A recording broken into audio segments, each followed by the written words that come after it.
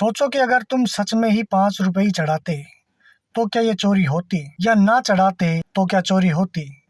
इसलिए सबसे पहले तो ये बहुत ज्यादा पैसा चढ़ाना बंद करो। अरे भाई, भगवान को आपके पैसे की जरूरत नहीं है, उसे आपका पैसा नहीं चाहिए। पैसा तो हमारी अपनी एक सुविधा है, उसे ना कोई धन चाहिए, ना कोई संपत्ति चाहिए, ना आपका कोई हीरा जवाहरात चाहिए। अगर देना ही है तो वहाँ का जो पुजारी है, जो वहाँ पर पूजा पाठ करता है, जो देख रेख करता है, देखभाल करता है, उसे 5-10 रुपए दे दीजिए।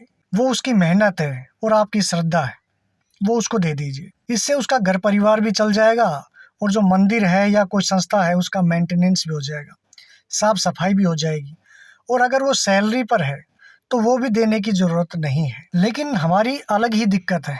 हमारी दिक्कत ये है कि हमें लगता है कि भगवान क्या कहेंगे।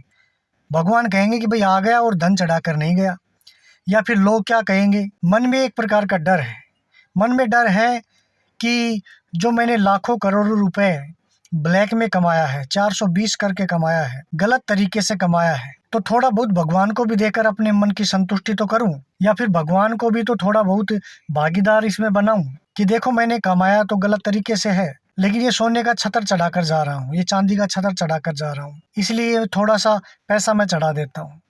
अरे भाई, जिसके पास सारा ब्रह्मांड है उसे चांदी के छतर से क्या फर्क पड़ेगा। अतिरिक्त चढ़ावा जो होता है ना, वो हमेशा डर का, भय का या अहंकार का प्रतिरूप ही होता है। और इसके अलावा दूसरा जो हम काम कर सकते हैं वो ये कर सकते हैं कि जो भी कोई बड़ा धार्मिक संस्थान है, जो भी पब्लिक है, ट्रस्ट के पास है, व्यक्तिगत नहीं है, उसका एक अकाउंट होना चाहिए। क्योंकि आजकल सबके पास यूपीआई है, सब नेट बैंकिंग यूज करते हैं, तो डायरेक्ट पैसा उसमें डालिए। और डेली का जो अकाउंट का स्टेटमेंट है वो वेबसाइट पर डालो, सोशल मीडिया पर डालो और न्यूज़पेपर में उसको प्रकाशित करवाओ। और किसी को अगर मान लीजिए नगद देना ही है तो वहाँ पर एक दान पात्र ऐसा हो जिसमें केवल सिक्के ही डाल सके। कोई गरीब ऐसा हो सकता है जो नेट बैंकिंग ना चलाए, तो वो गरीब होगा तो वो सिक्के डाल देगा दान पात्र में, हो गया काम। बस ये जो सोने के जो छतर हैं उनको चढ़ाने से क्या मतलब है। कबीरदास जी कहकर गए हैं, माया महा ठगनी हम जाने।